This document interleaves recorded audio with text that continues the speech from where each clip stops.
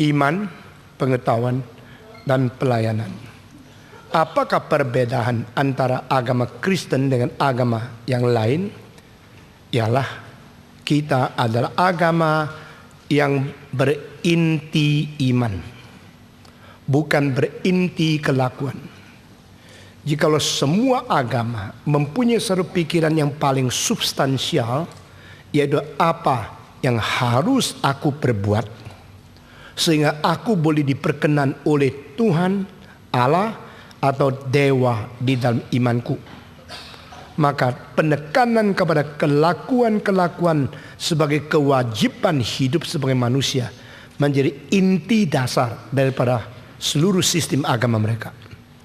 Tetapi di dalam agama Kristen bukan demikian.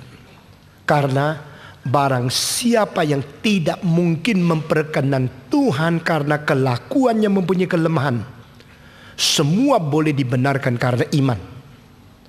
Nah, di sini kita melihat sesuatu yang berbeda secara kualitatif di antara agama Kristen dan agama yang lain adalah kita adalah agama yang berdasarkan iman. Itu sebab dengan sendirinya iman menjadi kunci kita datang kepada Tuhan. Ibrani pasal 11 ayat 6 mengatakan, tanpa iman tidak ada seseorang yang diperkenan oleh Tuhan Allah. Sebab barang siapa yang datang kepada Dia harus percaya Dia ada, dan percaya Dia pemberi pahala kepada orang yang mencari Dia. Dengan demikian bukan berkata kalau engkau berbuat baik engkau diterima, kalau engkau kelakuannya sesuai dengan hati nurani engkau diperkenan, engkau dengan standar moral seberapa tinggi engkau baru dianggap pas. Mengapakah agama Kristen berbeda dengan semua agama di dalam hal menekankan substansi dari rohani kita itu dan hubungan kita dengan Tuhan Allah berdasarkan iman? Karena agama Kristen mengajar kelakuan kita bagaimana baik pun tidak mungkin memperkenan Tuhan Allah. Jadi sudah semua ditiadakan jasa. Itu seperti di Roma pasal 3 dikatakan, dengan apakah kita dibenarkan? Dengan cara mendirikan jasakah? Dengan cara mentegakkan kita punya merit atau kita punya sesuatu sumbangsi atau sesuatu kualifikasi? No. Tetapi dengan iman maka kita dibenarkan. Nah, Paulus di dalam Roma pasal 3 jelas sekali mentiadakan konsep di mana manusia dengan kelakuan baik, dengan jasa cukup, dengan moral tinggi, dengan kelakuan-kelakuan yang dianggap cukup dan lebih dari standar boleh diterima oleh Tuhan. Kalau demikian, maka semua orang bagaimanapun baiknya tak mungkin memperkenan Tuhan Allah. Lalu dengan apa? Alkitab mengatakan dengan iman. Lalu iman ada hubungan dengan kelakuan atau tidak? Kalau dengan kelakuan kita tidak bisa diperkenan oleh Allah, ya sudah dong, tidak usah laku baik, tidak usah berbuat baik dong. Karena kelakuan bagaimana baik pun tidak memperkenan. Itu sebab dengan iman saja. Itu sebab banyak daerah Kristen lebih jahat daripada orang bukan Kristen. Banyak daerah-daerah Kristen menghasilkan tukang copet lebih banyak dari daerah Buddha, lebih banyak dari daerah Islam. Sampai terakhir ini Islam menghasilkan banyak suicide bomber. Baru kelihatan masih Kristen lebih baik, cuma tukang copet, cuma perampok gitu, tapi tidak sampai membunuh. Tetapi kalau dibandingkan perbuatan bagaimana? Orang bilang waktu tsunami Kristen membantu di Aceh, tetapi Buddha membangun ribuan rumah untuk orang Islam di situ. Kalau gini sama sajalah. Yang paling penting bukan agama apa, perbuatanmu bagaimana, baik atau tidak. Nah, sekarang kita mau tanya, apakah arti dari kalimat no one can please God, nothing can please God except by faith? Tidak ada orang bisa memperkenan Tuhan kecuali dengan iman. Dan iman yang memperkenan Tuhan itu iman apa? Engkau kalau tanya orang, lu percaya enggak? Percaya. Percaya apa? Ya percaya. Percaya apa? Ya Tuhan. Tuhan siapa? Pokoknya yang itu tidak kelihatan itu. Jadi aku percaya Tuhan. Semua orang yang mengaku diri percaya dan menganggap dia sudah beriman, imannya itu tidak tentu iman yang dikatakan dan yang dituntut oleh Alkitab. Sehingga kita mengaku orang Kristen berdasarkan iman, dan kita menganggap iman itu penting. Tanpa iman tidak berkenan oleh Tuhan Allah. Tapi iman sesungguhnya bagaimana? Tidak ada pengajaran yang cukup kuat dan cukup jitu sehingga banyak orang sudah menjadi orang Kristen, sudah dibaptiskan, tetap tidak tahu iman itu apa. Maka kita kembali kepada dasar iman, pengetahuan dan pelayanan. What is faith? Iman itu apa? Ini begitu dasar, begitu pokok, tetapi ini menjadi fondasi. Karena kelakuan harus berfondasi kepada iman, pelayanan harus berfondasi kepada iman. Dan kalau iman itu tidak benar konsepnya, tidak benar esensinya, tidak benar intinya, tidak benar sikap attitude-nya, maka seluruh kerohanian kita hancur. Sudah melalui 1500 tahun kekristenan berjalan terus di dalam sejarah, barulah Martin Luther kembalikan kepada gereja harus berdasarkan iman. Apakah berarti 1500 tahun sebelum itu iman tidak dipentingkan? Dipentingkan, tetapi karena ada penyelewengan terjadi sehingga harus kembali kepada fokus, harus kembali kepada dasar. Itu dilakukan oleh reformasi yang letus melalui Dr. Martin Luther. Tadi saya mengatakan beli tiket aja bisa diampuni dosanya kok. Apalagi ada juga orang yang mengatakan uangmu begitu masuk ke dalam kota persembahan, ting, bapamu yang berada di api khususnya tung, tambah lebih ting ting ting, tung tung tung tung, lebih naik. Nah, ini diajarkan oleh pemimpin gereja. Akhirnya semua itu kacau. Kalau begini, yang bikin dia naik itu iman atau ting tung itu. Yang bikin dia lepas dari neraka itu apa? Uang. Saya harap gerakan reform Injili bukan profit oriented ministry. Saudara-saudara, kalau toko buku hanya untuk uang, tutup. Kalau gereja untuk uang, tutup. Kalau pendeta untuk uang, lepas. Uang itu means, uang bukan goal. Saudara-saudara kalian, dengar baik-baik kata-kata di bawah ini. Mengapa setelah Martin Luther mengadakan reformasi 100 tahun gereja Lutheran rusak? Karena mereka dari pendulum ke kanan, sekarang pindah ke pendulum kiri, lalu akhirnya salah mengerti semua. Ternyata di dalam gereja banyak orang bisa salah ngerti Alkitab loh. Karena pendeta berkhotbah, tidak mungkin di dalam khotbahnya itu menyeluruh. Sehingga selalu kalau tekankan ini lupa itu, kalau tekankan itu lalaikan ini. Martin Luther mengatakan dengan iman, bukan dengan kelakuan. Oh, we are justified through faith atau justified by faith. Yang lebih jitu dari aslinya Greka adalah through faith.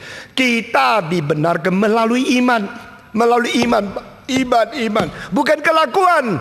Lambat laun, oh kalau gini gua tahulah iman penting, kelakuan tidak penting. Kalau begini kelakuan sembarang tidak apa-apa. 100 tahun setelah Martin Luther mengadakan reformasi mati-matian, membawa gereja kembali kepada ajaran yang betul, gereja rusak, mabuk-mabuk, berkelahi, hidup tidak suci. Kenapa? Dibenarkan oleh iman kok. Jadi kelakuan tidak penting. Itu sebab kita lihat di dalam kitab suci ada satu buku yang namanya Yakobus. Dan buku Yakobus menekankan iman tanpa kelakuan itu mati adanya. Semua iman tanpa kelakuan mati adanya. Jadi kita malam ini coba memikirkan apa sih itu iman. Iman yang seimbang, iman yang sejati, iman yang sempurna, iman yang memperkenan Tuhan Allah. Itu apakah iman itu? Apakah itu cuma iman di dalam ide, atau iman di dalam satu konsep, atau iman di dalam satu attitude, atau iman yang mempunyai unsur-unsur yang lain sekaligus? Namanya itu iman. Saudara-saudara sekalian, iman memperkenan Tuhan. Dan iman itu mempunyai konotasi lebih daripada sekedar asosiasi-asosiasi, semacam reaksi yang dipengaruhi oleh fenomena. Misalnya yang mau percaya Tuhan angkat tangan, lalu orang angkat tangan, itu dia sudah beriman. Kini namanya beriman. Hah? Orang yang mengatakan mau percaya Tuhan angkat tangan, dia percaya. Karena dia konsepnya adalah kalau saya percaya Tuhan, penyakit sembuh semua, penyakit sembuh semua. Besok pergi ke tempat yang lain, orang mengatakan kalau engkau percaya kabar Buddha, engkau bisa kaya. Yang mau percaya, dia juga angkat tangan. Nah, yang disebut iman dalam konsep dia itu apa? Dia kalau dengar khotbah dan ada satu poin yang sesuai dengan satu relasi pikiran dia dengan ide-ide yang sudah ada di hati dia, lalu dia kaitkan itu menjadi iman, maka dia akan menganggap fenomena tertentu adalah ekspresi untuk menyatakan dia beriman. Loh, kenapa dia beriman? Dia sudah ikut kebaktian kok. Dia seringnya ke gereja. Nggak tahu kalau dia gereja cari pacar. Ada yang ke gereja karena dia punya bosnya ada di gereja, suruh dia ikut kebaktian. Di Manila ada satu sekolah, 5.000 murid, sampai bikin satu village, seluruh village ada dormitory, ada apa itu, semua tinggal di situ. Dan mereka ikut kebaktian. Dan saya akhirnya baru tahu, kalau udah ikut kebaktian, maka tidak bisa naik kelas. Maka semua beriman. Imannya itu apa? Imannya adalah saya diikat oleh satu peraturan sekolah, sehingga saya harus. Akhirnya bukan berdasarkan kesungguhan. Nah, kita melihat ada iman yang salah di dalam Alkitab muncul beberapa kali. Dan iman yang salah, iman yang miring, iman yang salah arah, iman yang salah substansi. Yohanes pasal 2 ayat terakhir dikatakan, pada waktu Yesus melakukan banyak mujizat di Yerusalem, maka mereka percaya kepada dia. They believe in him. Mereka beriman kepada dia. Tapi Yesus tidak menyerahkan diri kepada mereka karena dia tahu hati mereka itu apa. Dan Yesus menembusi hati sanubari setiap orang, maka dia tidak terima mereka. Jadi ini iman kepada Yesus yang ditolak oleh Yesus. Loh, katanya kalau beriman diperkenan oleh Tuhan. Lalu mereka beriman, kenapa Yesus tolak? Kenapa? Karena iman yang mereka nyatakan dan mereka kira-kira diri mereka sudah beriman, itu ada iman yang tidak diterima karena bukan iman yang dimaui oleh Yesus. Kalau begini Tuhan Yesus mau iman apa sih? Kalau dah dengar khotbah seperti sudah tahu, makin dengar makin kacau. Saudara pengalaman begini ya, makin dengar makin kacau, makin dengar makin kacau. Kalau saudara tidak pernah sadar engkau kacau, engkau tidak ada pengharapan keluar dari kekacauan. Dua orang saudara berbicara, yang ada tanya, apa sih itu ma? Apa sih itu ma? Dia lagi tanya-tanya, kakaknya, gitu kok tanya, gampang gitu. Itu ya itu. Tuh dua orang ribut-ribut, saya dengar di pinggir. Saya tahu, yang kecil itu lebih mengerti, tetapi tidak tahu. Tidak tahu pengertian betul tak? Maka dia tanya. Yang lebih besar itu tidak ngerti, tapi dia anggap dia ngerti, maka dia marahin adik, jangan tanya. Sehingga banyak orang kira dia sudah tahu. Kalau kira sudah tahu, mungkin engkau jauh daripada tahu. Orang rasa diri mungkin tidak tahu, engkau sedang tahu sesuatu tapi masih curiga apa dirimu tahu. Saya tidak tahu engkau mempunyai pengalaman seperti ini tidak. Waktu kecil nyanyinya bagus, sampai umur 9-10 kok rasa diri fales. Ada pengalaman ini enggak? Pengalaman ini pun tidak, pasti seumur hidup fales. Jadi waktu saya umur 9, umur 10, nah, loh kok fales ya?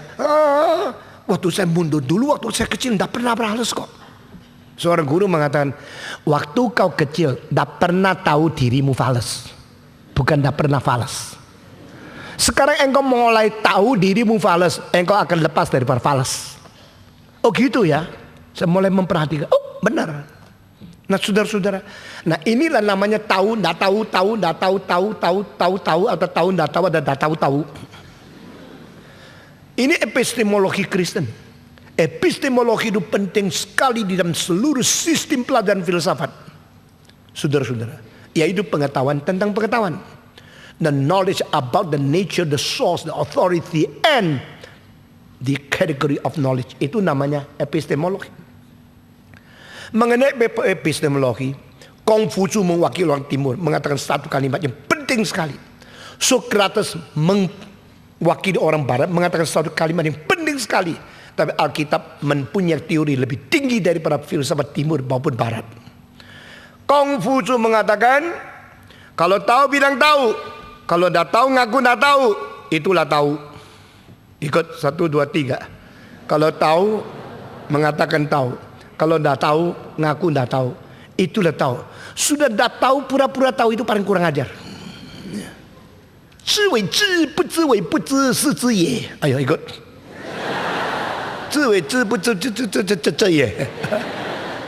Kalau engkau tahu, engkau ngaku engkau tahu. Kalau engkau tidak mengetahui, engkau ngaku tidak tahu. Itulah permulaan tahu. Socrates mengatakan, mulai daripada ngaku dirimu dah tahu apa-apa, itu permulaan tahu. When you honestly admit you know nothing, and that is attitude to know something. You start to know something by admit you know nothing.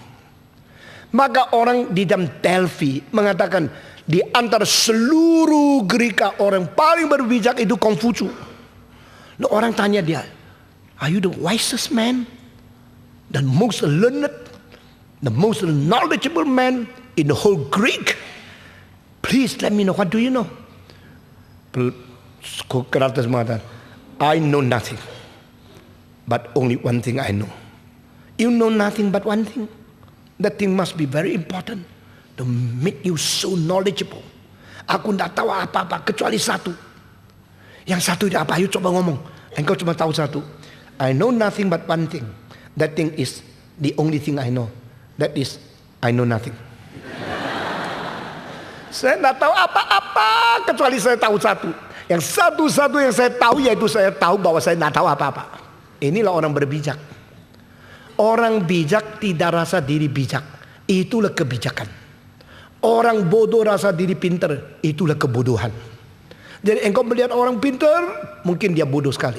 Engkau lihat orang bodoh, mungkin dia pintar sekali. Tidak bisa bedakan dua-dua ini, you paling bodoh. Dan Paulus mengatakan apa? Di dalam epistemologi yang diwakili oleh Paulus, dia mengatakan satu kalimat yang paradoks sekali. Dan saya sangat menikmati cara Paulus mengajar kita. Lebih tinggi dari Konghucu, lebih tinggi dari Socrates, lebih tinggi dari Timur Barat, semua filosof. Dia mengatakan, jikalau ada seseorang menganggap diri tahu apa-apa, menurut apa yang seharusnya dia tahu, dia masih belum tahu apa-apa. Wah, hebat sekali. Jikalau ada orang menganggap diri dia sudah tahu apa-apa, menurut apa yang seharusnya dia tahu, dia belum tahu apa-apa. Di sini sudah mengcombine dan akhirnya merumuskan sesuatu melebihi daripada Confucianisme, lebihi daripada Greek filosofi. You tahu sampai di mana? Sampai di mana? You tahu enggak? You mungkin tahu sampai lebih tinggi. Oh, tidak tahu. Dan menurut apa yang kau harus tahu, seharusnya engkau tahu sampai di mana. Kalau standar itu menjadi standar, maka apa yang engkau tahu, engkau belum tahu apa-apa. Nah, di sini saya mau tanya, yang disebut seharusnya tahu itu, siapa yang beritahu sih? Siapa yang beritahu kita seharusnya tahu sampai di mana? Kenapa ikut satu kali NRC tidak mau datang nih? Sudah tahu. Nah, itu. Jadi dia belum tahu yang seharusnya tahu. Coba ikut lagi kan dapat khotbah yang lain. Saudara-saudara, begitu engkau ikut-ikut selalu ada new, ada fresh, ada renewal, ada advanced understanding di dalam tema yang sama. Itu ikut dan masih yang di situ toh, yang macam-macam dari Bogor situ toh, yang katanya iman, pengetahuan, pelayanan. 2 tahun saya sudah ikut, tahun lalu saya sudah ikut. Menurut apa yang kau harus tahu, kamu belum tahu apa-apa. Jadi dulu ikut kenapa? Dulu ikut supaya tahu, mengapa ikut lagi? Supaya tahu, you masih kurang tahu. Loh, ikut lagi kenapa? Untuk mengetahui seharusnya kau tahu. Masih tidak tahu. Saudara-saudara sekalian, hanya melalui tema epistemologi lagi. Saya uraikan kitab suci dari Kejadian sampai Wahyu. Itu bikin seminar puluhan hari. Nggak habis-habis. Herannya, kenapa kita baca Alkitab kok nggak menemukan yang giniannya? Kalau Patong baca kok banyak isinya yang ketemunya. Banyak yang seharusnya you tahu, you belum tahu. Tapi you sudah sombong, maka Tuhan tidak memberi you tahu. Nah saudara-saudara, kembali kepada tema ini. Maka iman itu apa? Apa itu iman? Boleh kita mengetahui tentang iman? Kalau mengetahui iman, pengetahuan tentang iman itu sebagian dari iman atau di luarnya iman? Kalau beriman, apakah harus mengandung pengetahuan tentang iman? Apakah iman meliputi, merangkum pengetahuan di dalamnya, atau pengetahuan itu di luar iman untuk menilai iman?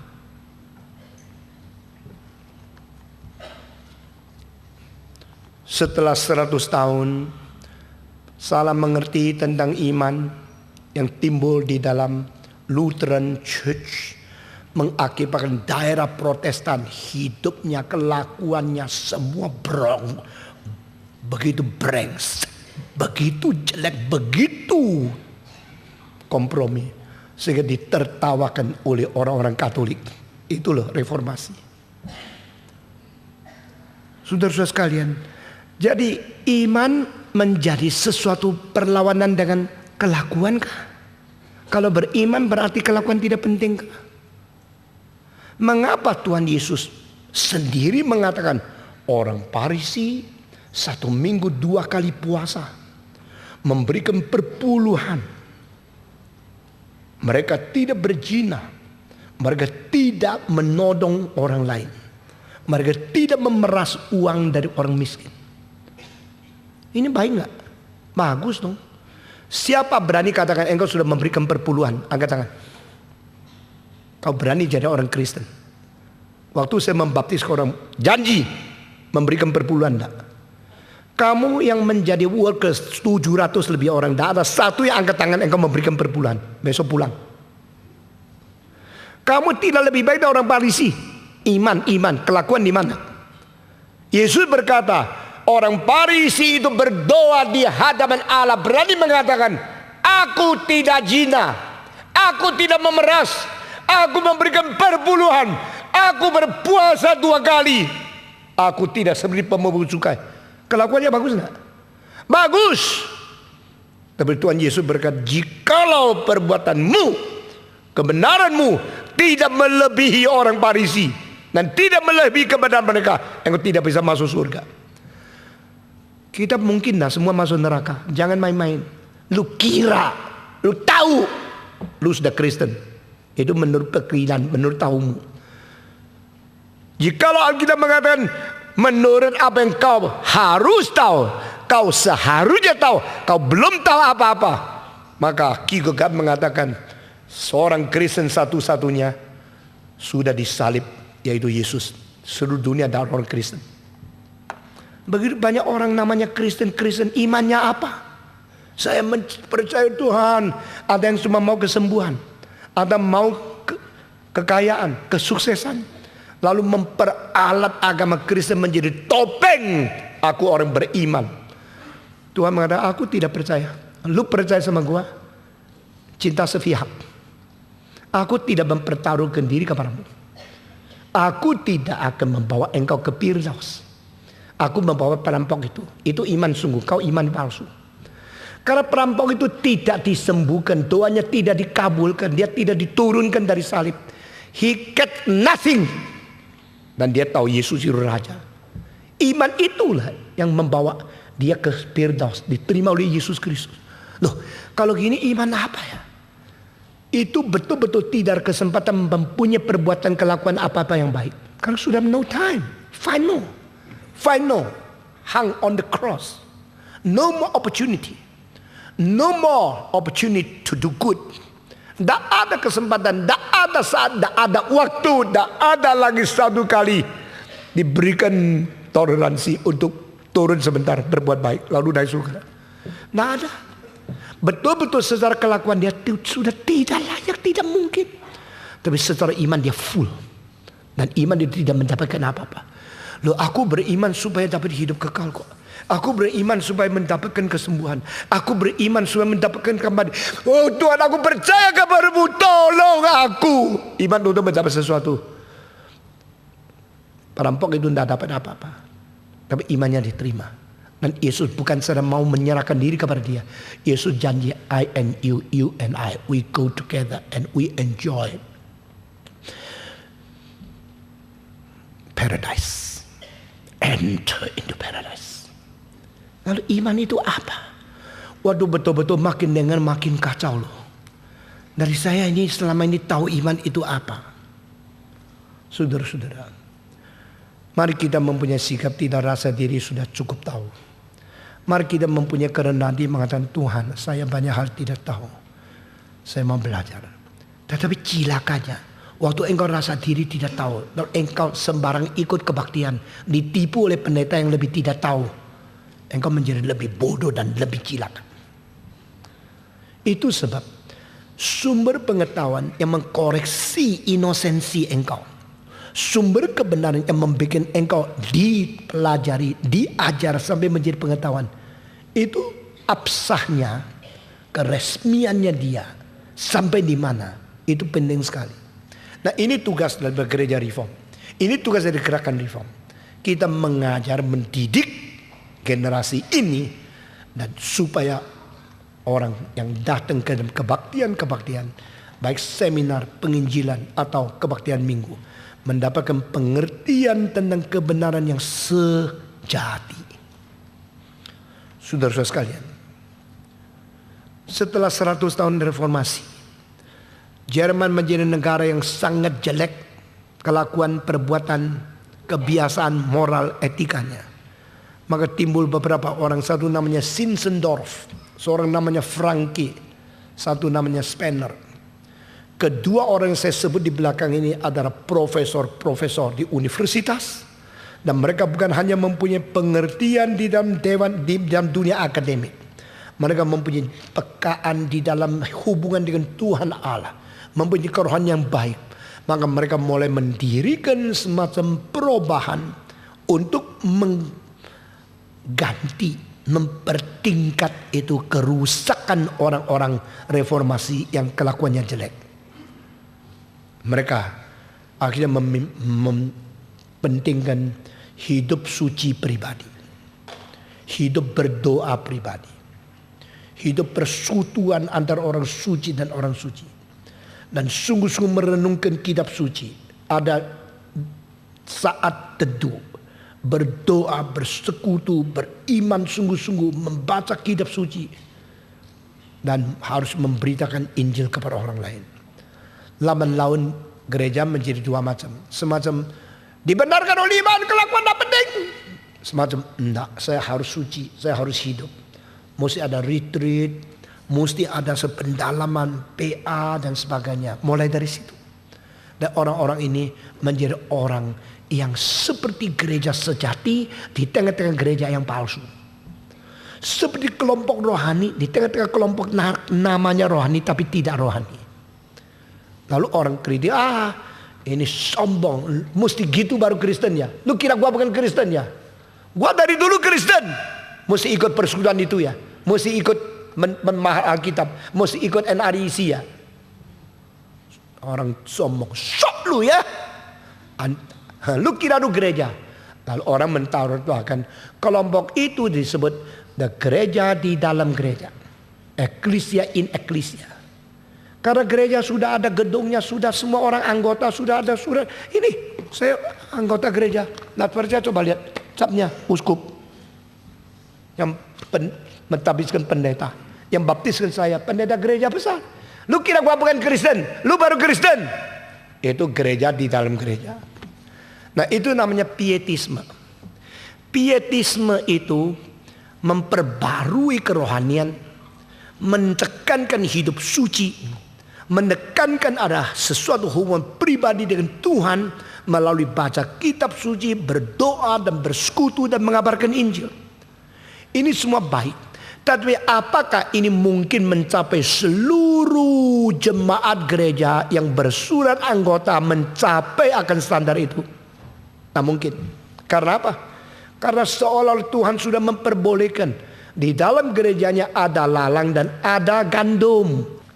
Ada yang palsu dan ada yang sungguh. Biar jadi satu. Jangan dikutik-kutik. Tunggu sampai kedatangan Kristus kedua kalinya. Baru dipisahkan. Yang asli bawa ke sana. Yang palsu masuk ke dalam neraka. Jadi orang Kristen sudah dapat anggota dan surat baptisan masih bisa masuk neraka. Bisa dong. Yang sudah melayani Tuhan masih bisa masuk neraka. Bisa. Loh, mana Alkitab mengatakan, jangan kira pada hari itu engkau mengatakan, Tuhan, Tuhan, bukankah aku menyatakan nubuat demi namamu? Bukankah aku menyembuhkan orang lain demi namamu? Bukan aku melakukan mujizat demi namamu? Demi namamu melayani sampai ngotot gini. Gimana? Di situ. Aku belum pernah kenal kamu. Kamu yang berbuat jahat, nyalah. Pergi. Aku belum pernah mengenalku. Berarti orang yang katanya beriman, orang katanya itu mempunyai pengetahuan, bahkan mempunyai pelayanan demi nama Yesus yang kerjanya giat pun, akhirnya tidak masuk. Waduh, makin bingung. Kalau saudara sampai sekarang belum bingung, abnormal. Saudara-saudara, yuk bingung kan? Kalau begini siapa yang beriman sungguh? Siapa yang mempunyai pelayanan sungguh? Maka tema ini tidak bisa dibicarakan hanya satu retreat. Tema ini dibicarakan 30 retreat pun tidak cukup. Saudara-saudara, apa itu iman? Pada waktu Jerman mengalami perubahan ini, orang mengkritik pietisme itu terlalu macam-macam. Bikin perpecahan gereja. Di dalam gereja bikin gereja. Gereja di dalam gereja. Mesti gini. Oke. Dan mereka yang baca kitab suci, yang hidup suci, yang berdoa, yang baik dan suka memberikan. Itu mereka pasti baik? Nah tentu juga. Waduh, lebih bingung lagi ya. Kenapa? Karena mereka selalu menghina orang lain. Saya dah merokok, lu merokok. Saya lebih suci. Saya dah minum arak, lu minum. Saya hidupnya begitu suci. Dan semua saya patuhi. Perpajakan saya patuhi semua. Lalu dia mulai mempunyai semacam kelakuan lebih baik dari orang lain secara lahiriah. Tapi akhirnya pelan-pelan mereka merasa diri sombong. Kesombongan sama merokok dosanya besar mana?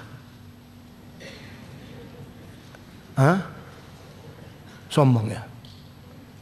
Karena itu narokok gitu. Iri hati sama mereka yang minum bir besar mana? Akhirnya orang yang sudah lebih suci sedikit secara fenomena, membanggakan diri dan menghina orang lain, mempunyai kejatuhan ke dalam dosa yang lain lagi. Nanti dah lihat. Aduh Pak Tong, kalau gini jadi Kristen mesti gimana sih? Satu kali saya dari Aceh naik bus dengan istri saya 13 jam masuk ke kota Medan, sudah malam jam 7. Saya punya koper di atas bus, orang di dalam. Nah ini teknologi Indonesia.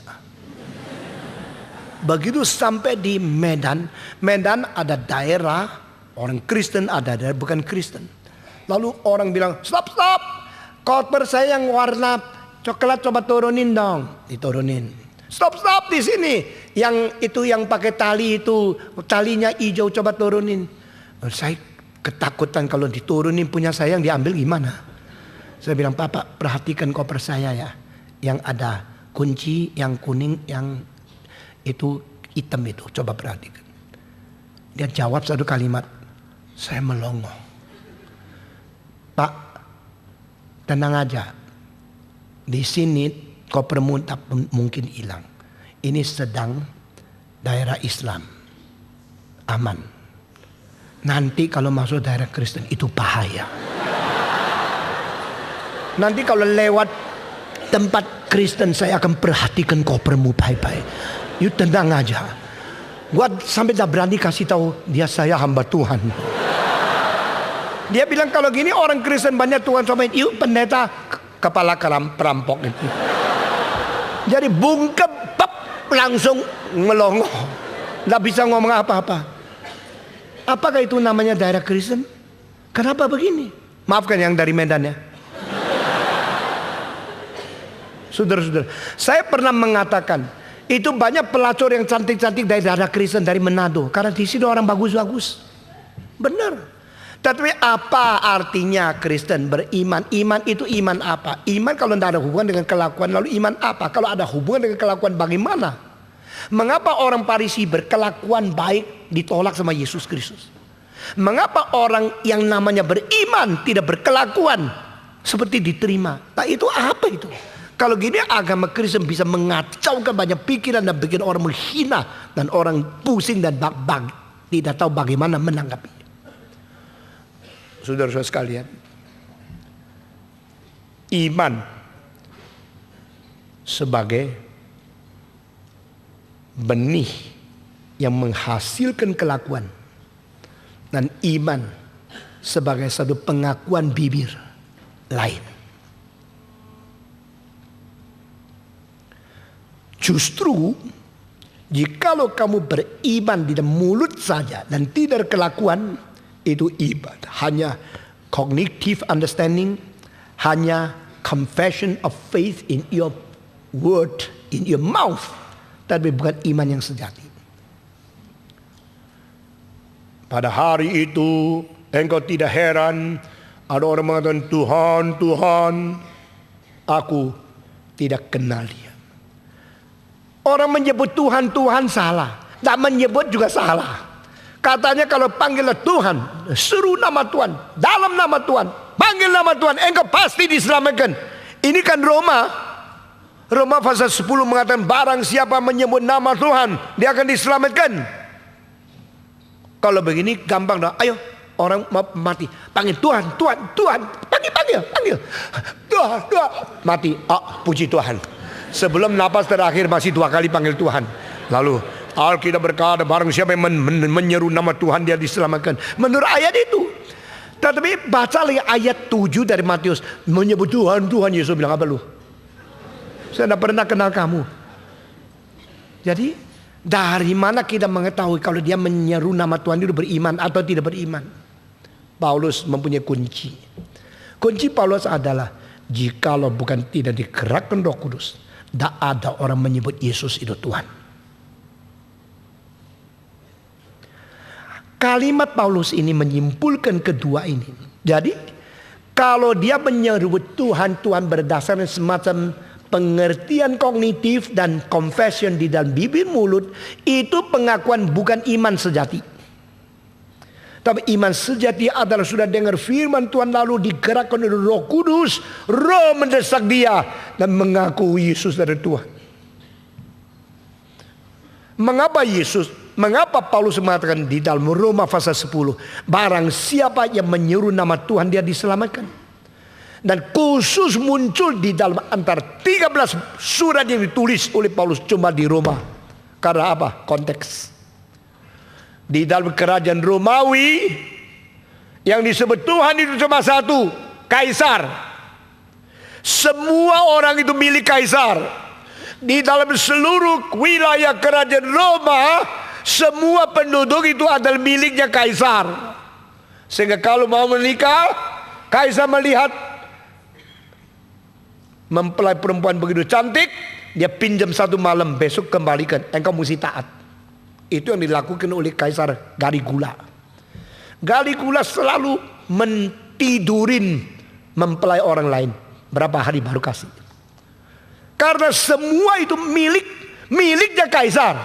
Sehingga orang semua menyebut dia Kyrios, Tuhanku. Maka akhirnya dia harus dibunuh mati.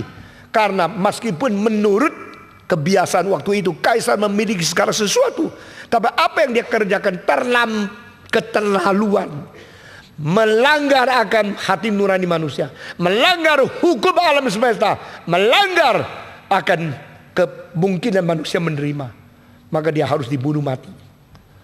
Dari saudara-saudara, waktu Paulus mengatakan kalimat itu, whosoever call upon the name of the Lord, you will surely be saved. Apa artinya? Apakah seperti pendeta sekarang yang dangkal? Ayo panggil nama Tuhan, Tuhan, engkau diselamatkan. Panggil nama Tuhan, diselamatkan. Tidak. Loh, kenapa tidak? Alkitab menulis begini. Di dalam kerajaan Romawi, barang siapa berani mengatakan Yesus Tuhan, berarti dia sudah bersedia dipenggal kepalanya. Makanya siapa menyebut Yesus Tuhan, berarti orang itu sudah bersedia mati untuk mentaklukkan diri ke bawah ketuhanan Yesus. Itu orang pasti diselamatkan. Nah, kalau engkau tidak mengerti konteks ini, cuma ikut ayat itu dikutip-kutip, maka kebentur sama Yesus Kristus. Jangan kira engkau panggil aku Tuhan, Tuhan engkau diselamatkan. Aku berkata, aku belum pernah mengenal engkau. Nyala engkau daripadaku. Dilempar ke dalam kegelapan. Nah, saudara-saudara sekalian, pengertian Alkitab itu adalah organik. Maka saya menemukan atau mengusulkan satu organic theology. Bagaimana secara organik menyusun kembali akan the word of life. Firman hidup. Ini berlainan dengan semua kitab yang lain. Kitab suci adalah the book of the words. The words of the reason. The words of illustration. The words of imagination. The words of description. Tapi Alkitab satu-satunya buku, the word of life, kitab hidup. Maka di dalam seluruh kitab hidup ini ada susunan organik, ada relasi organik yang sulit dimengerti seperti mentafsirkan buku-buku biasa. Saudara-saudara, ini hari saya sudah kutip berapa ayat, berapa tema mengenai iman, berapa fase di dalam sejarah, dari Katolik, dari Martin Luther, daripada Zinzendorf, daripada Pietisme, daripada orang karismatik dan sebagainya. Karena apa? Secara organik saya memberikan tafsiran Alkitab, bukan secara letterlak harafiah mentafsirkan Alkitab. Dan pengertian organik bikin engkau hidup, dan engkau mempunyai semacam pengertian lebih dari 3 dimensi untuk menganalisa seluruh kitab suci yang kelihatan kadang-kadang bagian ini berlawanan dengan bagian itu, bagian perjanjian lama berlawanan dengan perjanjian baru. Padahal tidak. Jadi mengapa Paulus mengatakan barang siapa menyebut nama Tuhan dia diselamatkan? Karena barang siapa di kerajaan Romawi menyebut Yesus Tuhan, berarti dia sudah ambil keputusan untuk mentakluk ke bawah Kristus. Tidak mau lagi menjadi milik kaisar, mau menjadi milik Tuhan Yesus. Dan dia bersedia mati. Orang yang beriman semacam demikian, yang sudah bersedia mati, orang itu pasti diselamatkan. Itu artinya. Jadi iman itu something else. Not only confession, not only cognitive understanding, not only wording expression, not only definition, not only reasoning understanding. Yang disebut iman itu apa? Apa itu iman yang sejati? Nah, saudara-saudara sekalian, iman, pengetahuan dan pelayanan. Engkau berkata, aku orang beriman. Waktu saya di Rusia, saya berkhotbah kepada orang-orang ortodoks. Dan mereka mengatakan, Dr. Tong, do you know in our country we don't call evangelicals or liberals or Baptists or what kind of Christian or born again Christian. We don't call this, we don't use this. Saya tanya, what are you using? Some people say Orthodox Christian or non-Orthodox Christian. But we don't use that too. Who do you mean by we? Are you Orthodox? No, we are not Orthodox. Lalu kenapa you pakai istilah lain semua ini? We only believe in believers or non-believers. Wah, saya terkejut. Jadi orang-orang Kristen yang sungguh-sungguh percaya, mereka tidak peduli you masuk gereja Ortodoks atau gereja Metodis atau gereja Baptis. Mereka cuma lihat, sudah ngomong sama you, oh, he still non-believers. He still non-believer and we are believer. Jadi mereka pakai iman atau tidak beriman menjadi satu pagar untuk memisahkan. Tidak peduli engkau masuk gereja mana. Satu kali saya berkata, mari kita berdoa. Semua orang tidak mau berdoa. Melotot lihat saya. Saya tidak suka dilotot. Saya mengatakan, let's pray. Mari kita berdoa. Itu kali saya khotbah di dalam aula komunis pusat di Moskow. Itu komunisme sudah jatuh, aulanya komunis dipakai untuk menjadi kebangunan rohani. Hebat. Let's pray. Saya mana close your eyes, pray. Lebih ngotot. Yang menerjemahkan mengatakan, in Russia, pray should not sit down. In Russia, people only pray standing. Saya baru tahu mengapa dilototi. Saya bilang, let's stand up and pray. Semua pray. Karena situasi dan kebiasaan setiap negara itu lain. Dan waktu saya melihat mereka mempunyai sikap-sikap berlain dengan kita, saya kagum. Mereka bilang, we only divide people into two kinds, believer or non-believer.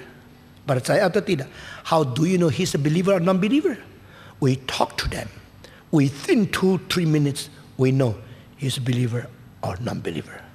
Hebatnya. Saya baru ingat seorang dosen saya teologi, seorang Belanda yang di Amerika. Dia mengatakan, Stephen, any people talk with me within that 10 sentences after our conversation, I know if he is born again or not. Hebat loh, mahir loh. Sekarang banyak orang ngomong sama pendeta sampai 3 tahun. Pendeta belum tahu dia itu Yudas yang pakai jubah daripada malaikat. Tapi dosen saya itu pintar sekali. After 10 sentences, I know what kind of spirituality he has. Jadi dia tidak mungkin ditipu oleh orang tak rohani.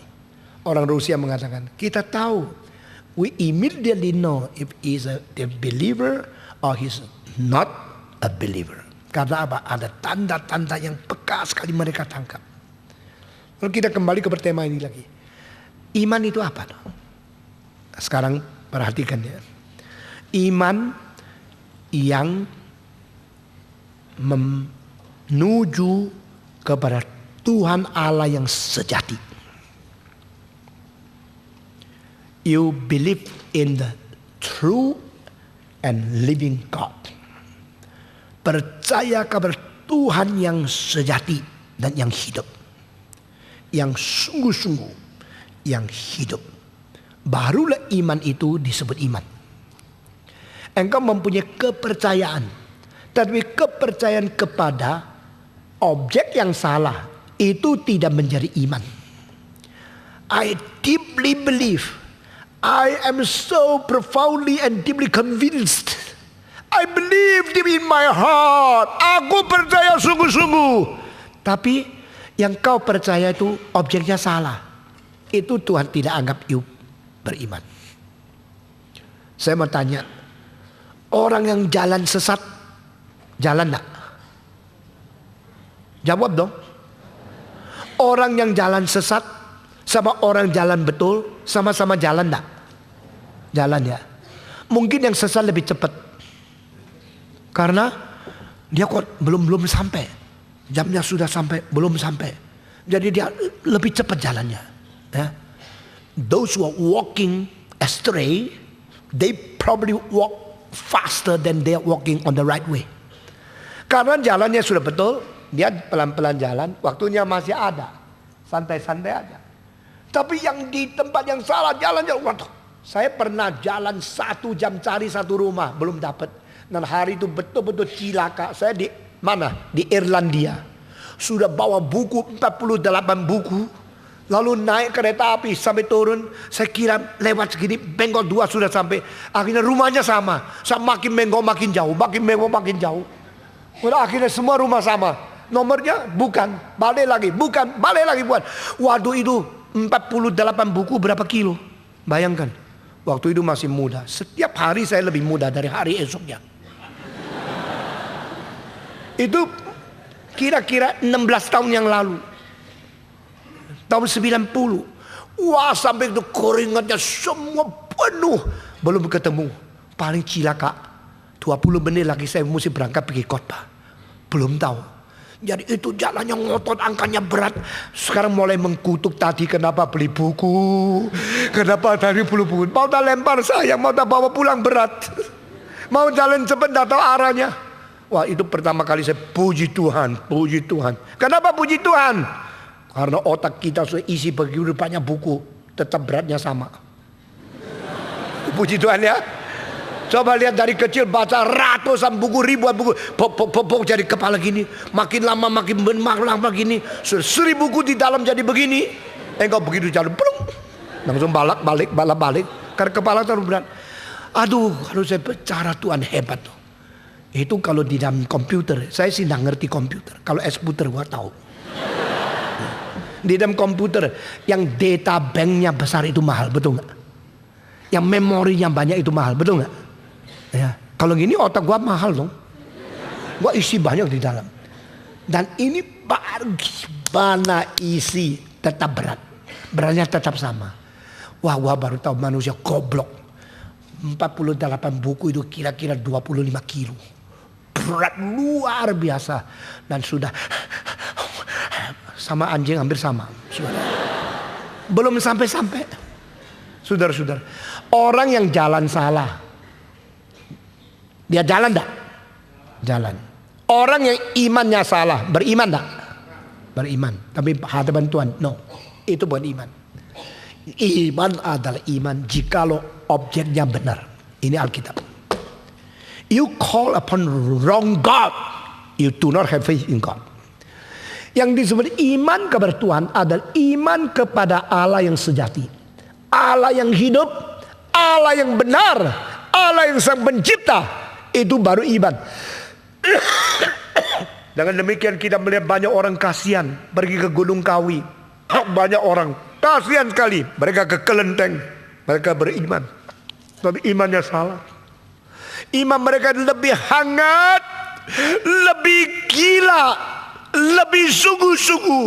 Tapi no, seperti orang perempuan itu banyak yang bodoh semua. 1, 2, 3. Perempuan itu kalau dengar orang laki-laki bilang sama dia, you are the most beautiful lady I ever seen in my life. Langsung malam ini berkata, Tuhan terima kasih, kehendakmu jadilah. Saya sudah tunggu orang seperti ini sudah lama. Banyak perempuan itu hanya karena disenengin, langsung dia menyerahkan seluruh hati, seluruh hari depan, seluruh hidup, bahkan seluruh badan kepada dia. Banyak perempuan bodoh.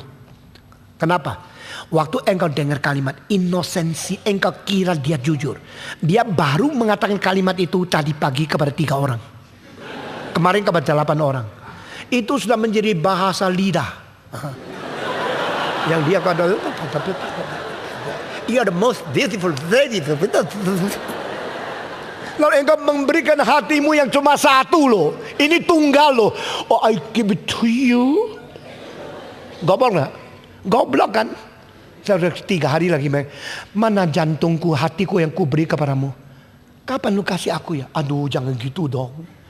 Kemarin dulu itu loh, waktu engkau makan most beautiful itu loh. Doa engkau bilang you are most beautiful, aku langsung kasih. Aduh, aku lupa bawa pulang nih. Itu mari kasih saya taruh di kursi. Begitu cari lagi, cilaka. Ada ketemu dah 1 kantong plastik dalamnya merah. Itu jantung merah, cinta kasih seorang gadis yang murni, betul-betul murni 100% cintanya sungguh-sungguh. Pembantu bilang, seperti ada lihat 1 kantongan 2 hari yang lalu. Tapi saya lihat juga anjing caplok, dimakan. Yang bilang cilaka, hatiku cuma 1 loh. Sekarang serahkan kamu udah bawa pulang, digigit anjing. Saya mau tanya, orang yang cinta sungguh-sungguh sama 1 orang yang tidak patut dicintai, cinta dia berharga enggak? Jawab, berharga enggak? Jawab, lu diam-diam mau apa lu? Kalau dia mempunyai cinta yang sungguh-sungguh, yang diserahkan kepada 1 orang yang tidak patut dicintai, cinta dia berharga enggak? Menjadi tidak berharga. Bukan tidak berharga. Tadinya berharga, pure love, genuine heart, pure love, tetapi menjadi tidak berharga. Kenapa? Wrong object. Saya berkata kepada saudara, iman kepada Allah yang salah menjadikan imanmu tidak berharga. Ingat. Jadi sekarang saya mau tanya, gereja-gereja memperkenalkan Allah yang sejati atau palsu? Pendeta-pendeta mengenal Allah yang sejati sampai di mana? Atau dia memberikan khotbah bikin kamu mempunyai ilusi halusinasi. Dan engkau mengaku Allah yang palsu menjadi Allah yang benar. Loh, sama-sama Yesus kok. Yesus apa? Yesus Santa Claus? Atau Yesus dokter? Atau Yesus juru selamat? Mengapa Kenneth Hagin, Kenneth Copeland, dan Benny Hinn mengabarkan Yesus yang begitu royal, memberikan berkat, kesuksesan, kemakmuran, kesembuhan kepada banyak orang lain, tetapi mereka tidak menyinggung Kristus mati bagimu? Which Jesus? The Jesus of those people who themselves do not understand truly, do not understand profoundly, do not understand genuinely who is Jesus. Dia memberitakan Yesus yang mana? Oh, sudah kita mengabarkan Injil. Kabarkan Injil. Apa yang kau kabarkan? Coba kasih tahu. Kita mengatakan sama orang lain Yesus baik, Yesus menyembuhkan, Yesus memberikan berkat kepada orang, Yesus pasti mengerjakan segala sesuatu. Saya dengar seorang konglomerat yang baru percaya Tuhan tidak lama bicara sama kawannya, percaya Yesus, percaya Yesus. Karena Yesus itu baik loh, bisa membantu kita. Minta apa saja dia bantu, dia pembantu yang paling baik. Opo-opo saya bilang, what did you say? Lu ngomong apa sama orang itu? Saya kabarkan Injil. That is not Injil. Itu Injul, bukan Injil. Itu bikinan kamu sendiri. Yesus pembantu kita yang paling rajin. Minta apa saja dikasih. Seorang lagi datang kepada saya akan bersaksi Patmo. Coba kasih tahu ayatnya di mana. Saya mau pakai ayat itu. Sekarang lupa ayatnya. Kata apa sih? Apa kalimatnya? Kamu demi namaku doa kepada Allah. Apapun kamu minta, kita pasti dapat. Wah, saya bilang, saya nak kasih tahu lah di mana. Loh, aku mau bersaksi, kasih tahu dong mana ayatnya. Saya enggak, karena saya merasa you akan ngawur pakai ayat itu. Minta apa saja dikasih, enak aja. Saudara-saudara, jadi banyak pendeta khotbah salah, memperkenalkan Allah Yesus Kristus dengan konotasi yang sama sekali bukan asli dari Alkitab, lalu menciptakan iman yang salah kepada Allah yang konsep salah tapi namanya asli. Waktu motor tank dari Moskow dikirim pergi ke Hongaria, masuk ke dalam kota itu Budapest, lalu di Budapest jalan. Saat itu orang Hongari ngamuk, "You invasi negara kita, you motor tank masuk ke kita." Lalu orang yang setir motor tank itu semua orang Rusia yang tidak tahu jalannya Budapest. Mereka pakai apa itu, peta. Dari sini ini adalah kacamata, belok kanan ini sawah besar, sini rekod. Mereka lihat ini pakai map. Semua itu kata Hongaria di dalam 2 jam. Semua nama ditukar. Sawah besar menjadi ladang kecil. Mangga besar menjadi semangka kecil. Semua jalan diputar-putar, diganti semua nama. Secara satu malam semua nama diganti. Sesuai itu terus motor datang sawah besar. Ini kecil, mungkin sebelah sana. Lebih besar lagi situ. Kok jadi jeruk ya? Mangga jadi jeruk. Semua kacau. Akhirnya gagal total mereka. Saudara, saya mengatakan setan bagaimana merusak imanmu? Memperkenalkan Yesus, tapi Yesus yang salah, Yesus yang lain, Yesus yang namanya Yesus, tetapi dia bukan Yesus yang di Alkitab. Itulah hancur kekristenan. Beriman, iman yang sejati, iman bagaimana sih? Dengar lagi berapa hari di dalam kebaktian malam ini, engkau akan menemukan iman yang dituntut Alkitab itu apa?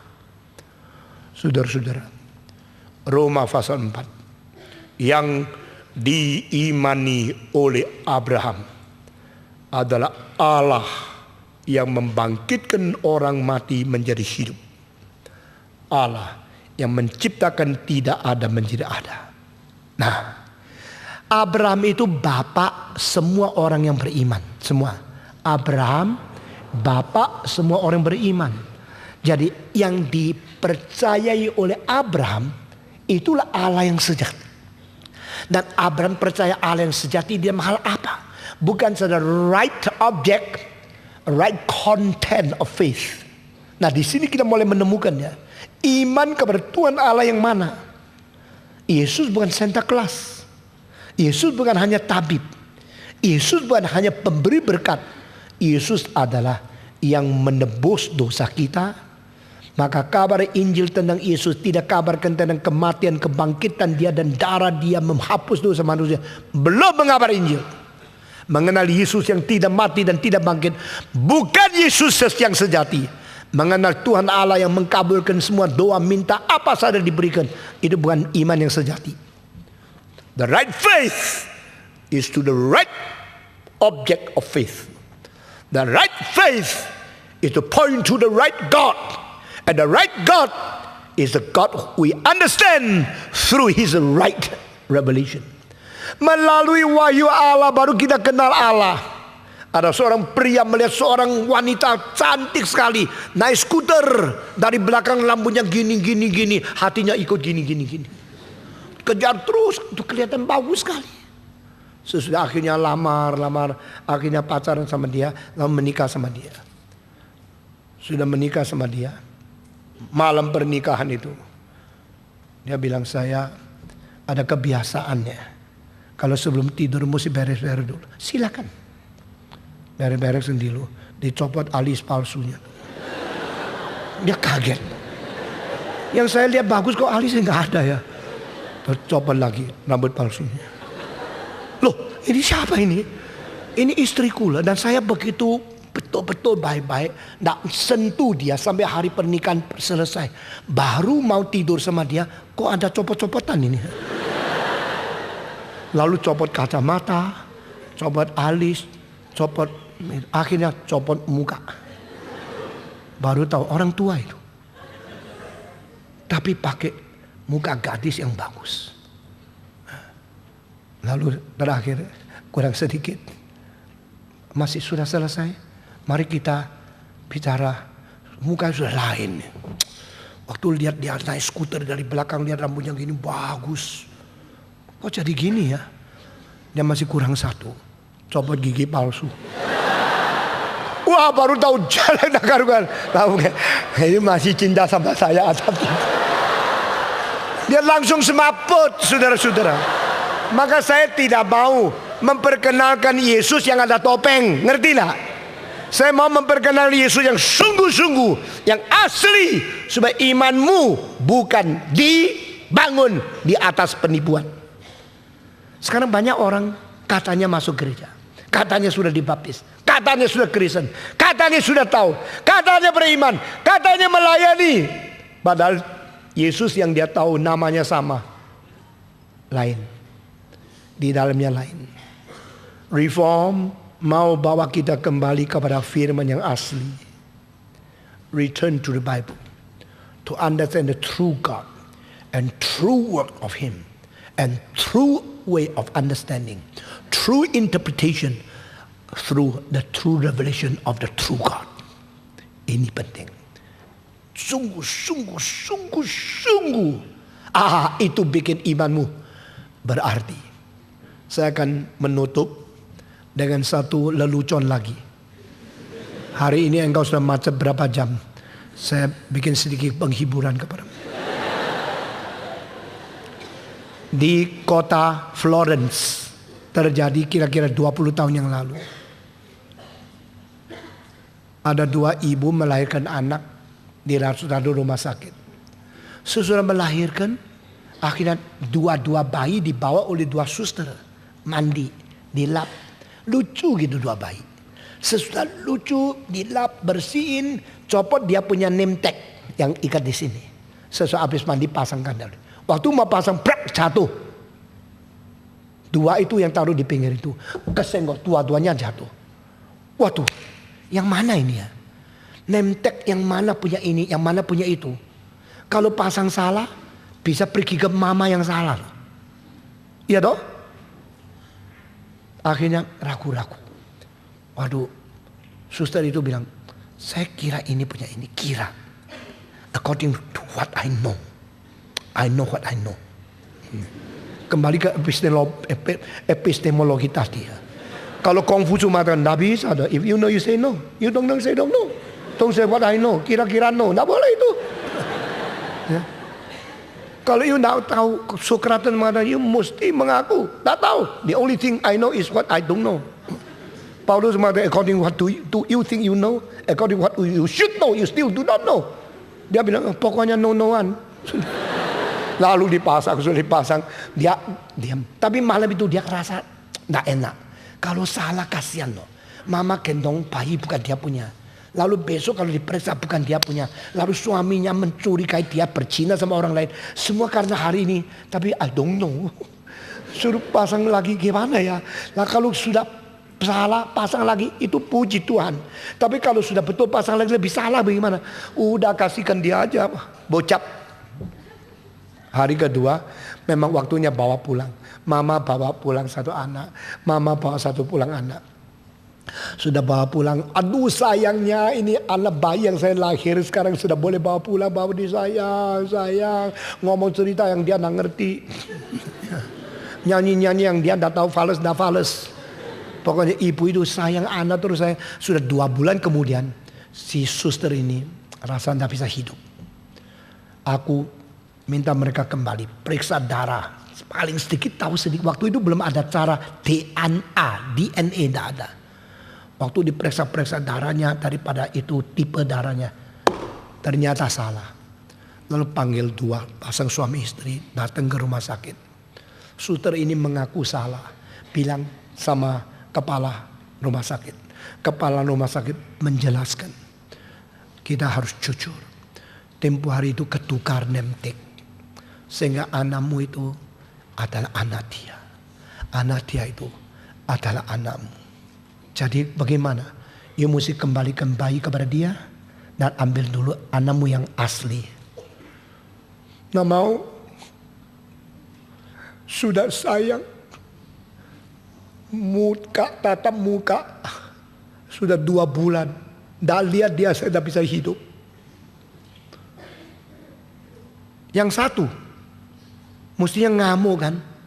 Kok enak lu tatap muka tak bisa hidup. Gua mati. Itu anak gua kok. Bagaimana? Ibu itu mengatakan, saya juga. Saya tidak mau tukar. Karena ini sudah sayang, sudah 2 bulan. Anggaplah itu tidak ada. Sudah ini anakku. Akhirnya rumah sakit tidak bisa apa-apa. Dua-dua tidak mau ganti. Suruh pulang. Jadi itu anak dipelihara oleh ibu yang bukan ibu. Bapak yang bukan bapak. Dan bukan saja terjadi di Florence. Juga terjadi di Tangerang. Di rumah sakit Husada.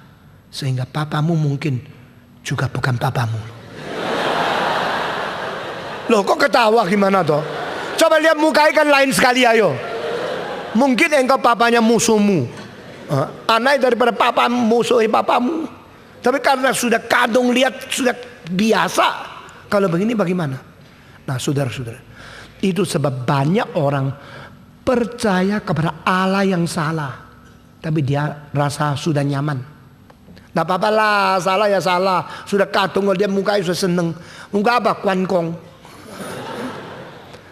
Ada orang percaya kepada Yesus yang konsep yang salah. Jadi bagaimana mengembalikan iman yang sejati. Sekarang saya akan menutup khotbah ini. What is faith? Katolik mengatakan faith is confession. Kalau engkau mengaku ajaran-ajaran Katolik dan engkau disebut orang beriman.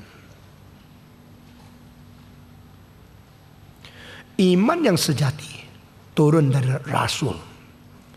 Maka apostolic faith, iman rasuli itu menjadi seluruh dasar iman. Dan gereja harus ada itu. Tetapi heran sekali. Orang Katolik juga percaya hal-hal yang bukan iman rasuli. Misalnya Maria Redemptrix. Misalnya the treasury of the saints. Misalnya the fire in the purgatory. Misalnya the mediator besides Jesus Christ, the only one. Nah, ajaran-ajaran seperti ini percaya Maria adalah ratu surga, percaya Maria adalah ibunya Allah, percaya Maria adalah sama-sama menjadi penebus dengan Yesus Kristus, kongsian. Misalnya percaya kalau api di dalam neraka itu memisahkan surga dan neraka, itu menjadi api pengujian. Misalnya percaya kalau orang-orang suci mempunyai jasa kebajikan sendiri yang kelebihan, yang disimpan semuanya dari Petrus, dari Saint Teresa, dari semua orang, Monica dan semua orang suci punya kebajikan, semua dikumpulkan menjadi gudang kebajikan. Lalu kalau engkau berdosa, engkau berdoa bukan saja doa kepada Allah, kepada Yesus Kristus, doa kepada Maria, doa kepada Saint Teresa, berdoa kepada Saint Petrus, berdoa kepada Saint Bonifacio. Lalu dari situ minta diberikan jasa-jasa kelebihan untuk menebus engkau. Ini semua you mengakui, you orang beriman. Jadi iman itu apa? Confession. Iman itu kepercayaan yang engkau ngaku. Tetapi waktu engkau ngaku percaya di dalam peraturan Katolik, bukan semua dari rasul, masih ada tambahan yang lain. Bagaimana? Taat kepada gereja. Karena di luar gereja tidak ada iman, tidak ada keselamatan. Lalu engkau datang kepada orang karismatik. Apa itu iman? Apostolic faith harus kita kembalikan. Kembali kepada iman rasuli. Iman rasuli itu mengandung apa? Bisa menyembuhkan orang, bisa melakukan mujizat, bisa berkarunia lidah, dan dibaptiskan Roh Kudus. Inilah 4 hal yang penting. Divine healing, speaking in tongues. Inilah yang paling penting. The wonders and the signs and the miracles. Percaya mujizat, percaya kesembuhan, percaya akan karunia lidah, percaya baptisan Roh. This is apostolic faith. Ini namanya iman. Engkau datang kepada liberal. Liberal mengatakan engkau percaya Yesus orang terbaik. Percaya Yesus orang yang paling tinggi moralnya. Dan dia disebut anak Allah karena dia paling dekat dengan Allah. Maka dia disebut anak Allah. Dia anak Allah karena moralitasnya menyatakan cinta yang paling tinggi. Maka dia anak Allah. Tetapi dia dilahirkan oleh anak Maria. Oh, itu tidak usah percaya. Dia mati mengganti dosa kita. Oh, itu tidak usah percaya. Dia punya darah mencuci dosa. Oh, itu tidak usah percaya. Dia mati dan bangkit. Itu tidak usah percaya. Percaya kalau dia membawa cinta ke dunia. Cukup. Percaya kalau dia mempunyai hidup yang lebih suci. Cukup. Percaya kalau dia datang membuat saudara, persaudaraan antara bangsa dan bangsa, seluruh dia menjadi greatest brotherhood. Itu cukup. Tidak usah percaya dia mati, bangkit. Itu nama liberal. Dan iman kepada Yesus Kristus, yaitu mengagumi moralitas. Demolish and take away all the lordship of Jesus Christ and remain the morality of Jesus Christ as the essence of Christianity. Itu iman liberal. Nah, engkau lihat liberal, imannya sudah hilang semua. Katolik, imannya ditambah banyak embel-embel yang tidak perlu. Pantekosta, karismatik, mengalihkan kepada hal-hal yang mujizat kesembuhan sebagai iman. Lalu bagaimana dengan reform? Reform mengatakan kembali kepada seluruh comprehensive understanding iman daripada apostolic faith yang mengatakan aku percaya kepada Allah Bapa yang Maha Kuasa, Khalik langit dan bumi, kepada Yesus Kristus anak tunggal yang dinaungi melalui Roh Kudus, kepada Maria yang adalah anak darah melahirkan dia, virgin birth, yang dimatikan, menderita sengsara di bawah pemerintahan Pontius Pilatus, diadili, dipaku di atas salib, lalu dia mati, dikuburkan, hari ketiga bangkit daripada orang mati. Aku percaya bahwa dia naik ke surga, duduk di sebelah kanan Allah Bapa, dan dia akan datang menghakimi orang hidup dan yang mati. Aku percaya Roh Kudus yang diturunkan, dan Roh Kudus mengajar gereja mengerti semua kebenaran dari Alkitab. Aku percaya gereja yang kudus dan am. Ini kepercayaan tidak usah ditambah lagi. Maria kah, orang suci kah, api penyucian kah, seperti Katolik. Ini semua kepercayaan sampai dia akan datang kembali untuk menghakimi orang hidup dan mati. Sampai tubuh kita akan bangkit sampai mencapai hidup kekal. Ini adalah keutuhan inti kepercayaan kepada apa yang diwahyukan oleh Tuhan. Ini namanya iman. Saudara-saudara, di dalam gereja Reform tidak diperbolehkan tidak menyebut iman rasuli di dalam kebaktian minggu. Karena ini adalah iman. Iman ini saja kah? Besok akan kita sambung. Iman yang sejati selain konten, arah, sifat, kategori, dan akhirnya mempunyai gairah hidup yang bagaimana. Saudara-saudara, maka kita membuat seminar teologi, seminar iman Kristen, membawa manusia kembali ke kepercayaan yang sesungguhnya. Kiranya di dalam NRYC ini, saudara harus bereskan butir mana yang kau rasa sulit beriman kepadanya, untuk menghidupkan kembali iman kepercayaanmu yang seharusnya kau tahu. Mari kita berdoa.